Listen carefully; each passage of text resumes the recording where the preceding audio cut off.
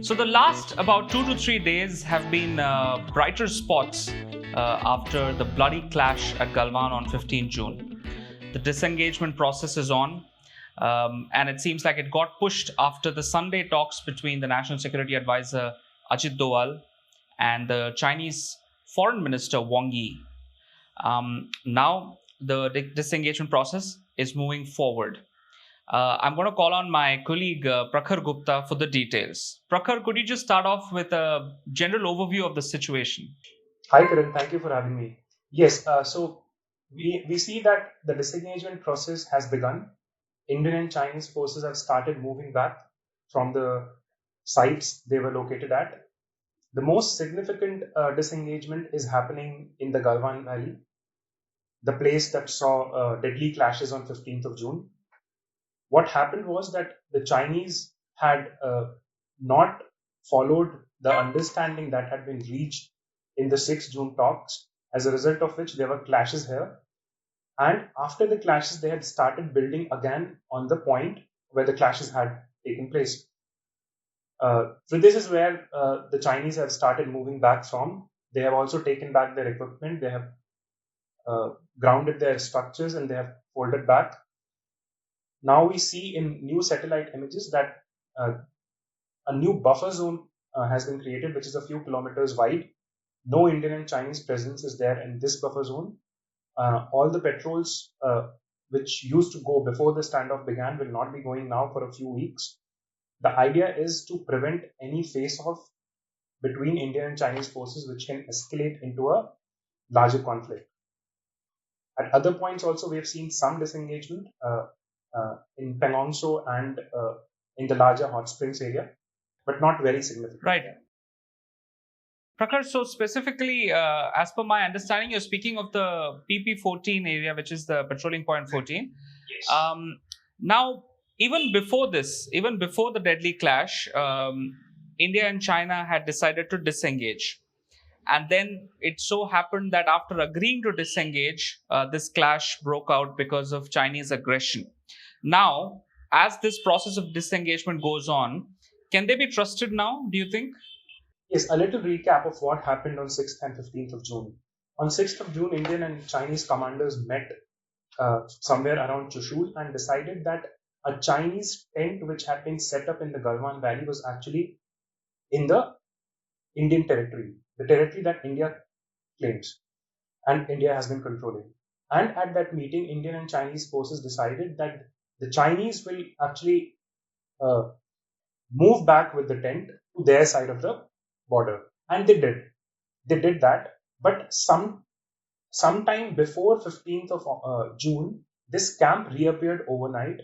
And when Indian forces approached the Chinese to re-implement what had been agreed in the 6th June talks, clashes broke out.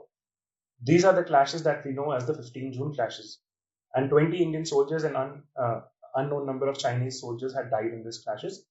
Since then, the Indian side has had a very high level of mistrust for the Chinese because they have already moved back on their promise once, and the forces are not ready to trust the Chinese again.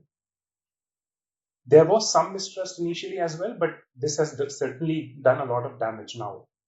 And now, what the Indian forces are doing is that they are going to verify all the moves on the ground. So, for example, if they agree to something in the talks, they're going to go back on the ground, implement it themselves, and then go back and check if the Chinese have implemented it or not. And this is what is being called verification on the ground. This is being done both through electronic means, which is UAVs and other things, and by physically going on the ground. Right. And especially given that there's such a long history of China reneging on its agreements. I mean, as far as I know, even going all the way back to 1962, also there was a withdrawal from Galwan Post, after which they struck. Let me ask you this, Prakhar. Pangong So, such an important area, important to India, to Tibet, such a historically important place. Now, this has been one of the most contentious areas. Are we seeing any movement back from there, any disengagement there? So Pangong Tso is where the most significant change in status quo has been done by the Chinese forces, and it was very worrying because there is this area called finger areas on the northern bank of the Pangong Tso lake, and India basically claims that the line of actual control passes through finger 8, whereas the Chinese claim that it passes through finger 4. And now they have come to finger 4, which means our patrols can no longer go to finger 8, which is a very significant change in the status quo to India's disadvantage.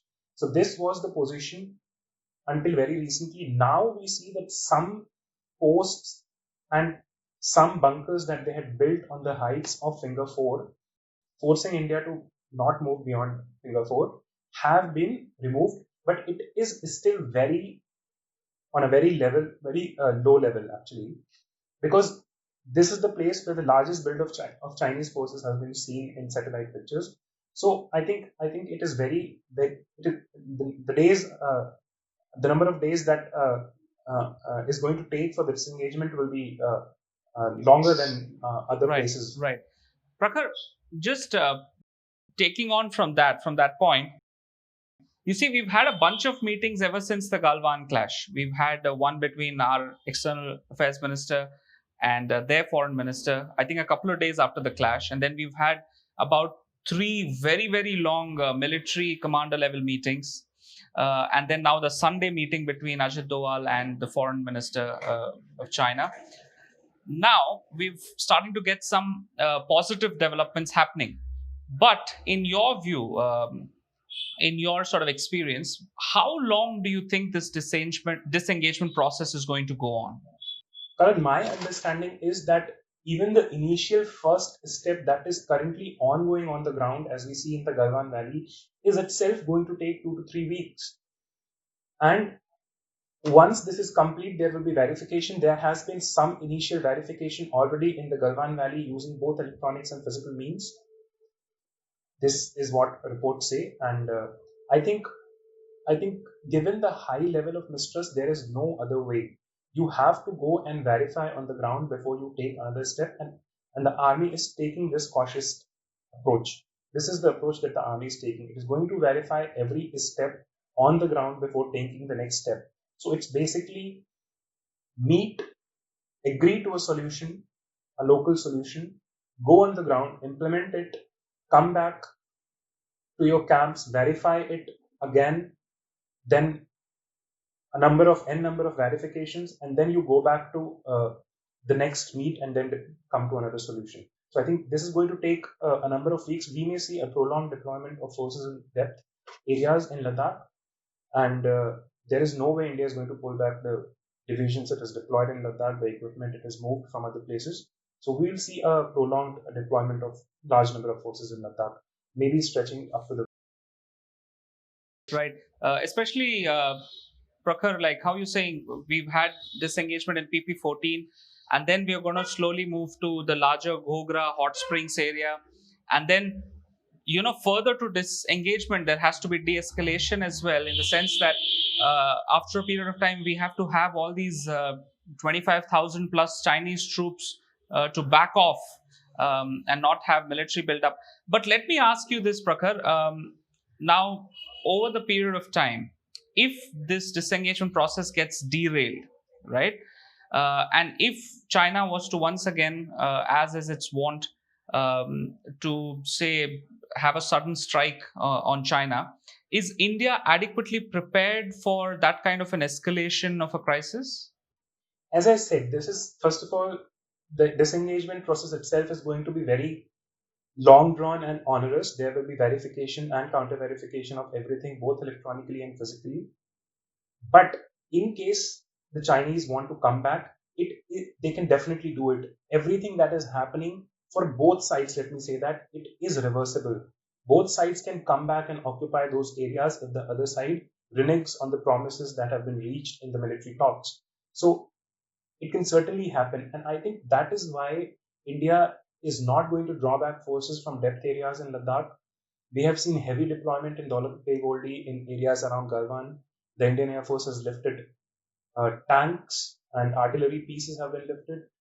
Apache tank-killing helicopters have been moved. We have seen large deployment of fighter jets, including MiG-29s and Su-30s.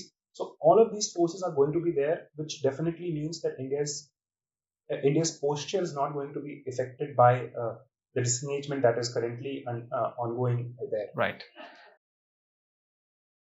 Great, Prakhar. Thank you so much for your insights. Keep joining us and giving us updates on the developments. We at Swarajya are working towards creating more exclusive videos, podcasts, and analysis for our Swarajya Patreon subscribers. We've added a link in that description, and you can go ahead and support us for as little as $4.99 on a monthly basis. We look forward to your support. Keep watching, keep supporting Swarajya.